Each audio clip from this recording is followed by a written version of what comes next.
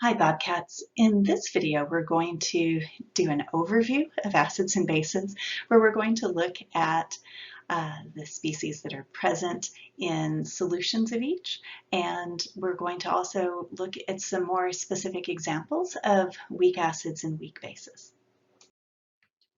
So our objectives are to use a variety of definitions to characterize acids and bases. Those will be the Arrhenius, the Bronsted-Lowry, and the Lewis definitions.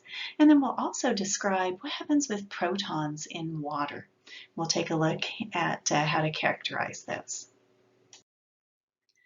For our definitions, the Arrhenius definition is the one that you're probably most familiar with already. That's the idea that an acid is something that gives us H plus ions in water, and a base is something that gives us OH minus or hydroxide ions in water.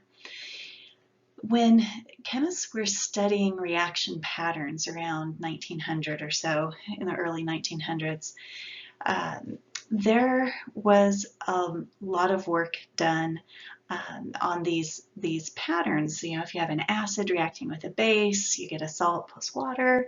Acids also did certain other reactions, and various chemists started to realize that a lot of chemical compounds followed these patterns but didn't fit this definition of an acid giving you H plus ions and a base giving you hydroxide ions. And so two additional definitions of acid and base were proposed. In the Bronsted-Lowry definition, it was all phrased in terms of protons because Bronsted and Lowry were two organic chemists who were studying proton transfer reactions among organic molecules. So since they were studying protons, their definition was proposed in terms of protons. And they proposed that an acid is a proton donor and a base is a proton acceptor.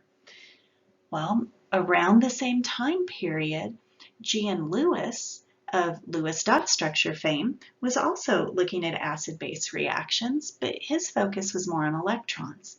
And he proposed that an acid is an electron pair acceptor and a base is an electron pair donor. So we end up with these additional definitions of acids and bases. Now, the neat thing here is that if we use the Arrhenius definition as our baseline, the Bronsted-Lowry definition that a base is a proton acceptor allows us to classify additional compounds as bases, things that don't have hydroxide ions. And then the Lewis definition of an acid being an electron pair acceptor allows us to classify even more substances as Lewis acids, which do not have H plus ions present. From this point on in your study of acids and bases, you are going to hear the word proton a lot. So here's why. Let's take a look at a hydrogen ion. Let's start with a hydrogen atom. All right, with a hydrogen atom, we have in the nucleus a single positive proton, and then orbiting in the 1s subshell, we have a single negative electron. Well, what's going to happen here if we form the H plus ion? Well, when an atom ionizes, it either gains or loses electrons.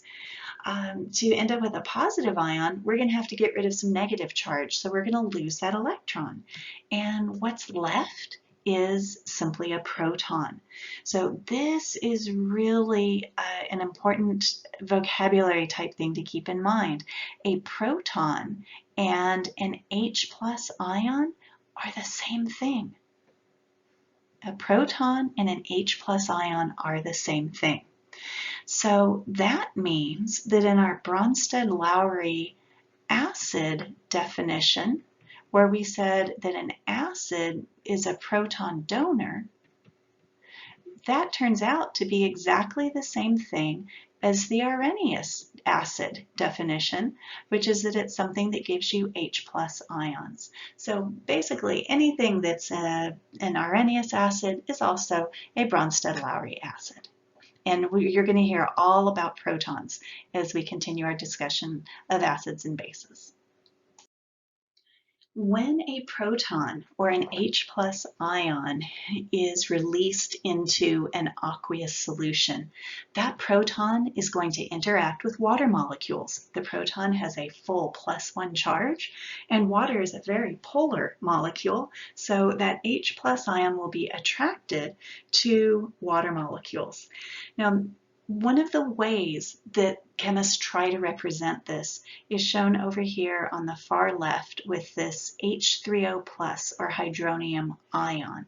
What we're saying here is that that H plus ion, when it hits water, associates itself with a single water molecule. So if you combine an H plus and an H2O, you get an H3O plus, and it even gets its own special name, hydronium. Now, reality is quite a bit more complicated. If this proton associates directly with a single water molecule, well, now this whole complex, the hydronium ion, is highly charged and it will attract other water molecules. And in this diagram, I've just drawn an additional 3 water molecules. When I was in graduate school, I had to attend weekly seminars within my department where they brought in scientists from all over the United States and sometimes even internationally to discuss their latest research findings. And one of those research talks that I remember it to this day because it was so excruciating. I had been up early that morning and I had been physically very active all day long in lab. And then at 4 o'clock in the afternoon, they shepherded all of the chemistry department into this 75-person rate seating lecture theater kind of room, soft, comfy chairs, and then they turned the lights out. And I remember struggling so hard to stay awake. And then I had almost no interest in the lecture topic on top of all of that. But anyway, in this incredibly painful lecture I had to attend, the guy was really, really super excited because he had firm spectroscopic evidence that there are at least 20 water molecules associated with what we consider a free proton in water. So this little diagram that I've drawn on this page showing just 4 total water molecules associated with the proton, it's not really adequate. But what we're trying to address with this whole hydronium formalism is that protons in water are not free. They will be associated with waters. And now that we've been over this and we've talked about all of this, for the most part, you're going to see me just write H plus for hydrogen ions in water or protons in water, but always keep in the back of your mind that that's not really a free proton. It's going to have a whole bunch of waters that come with it.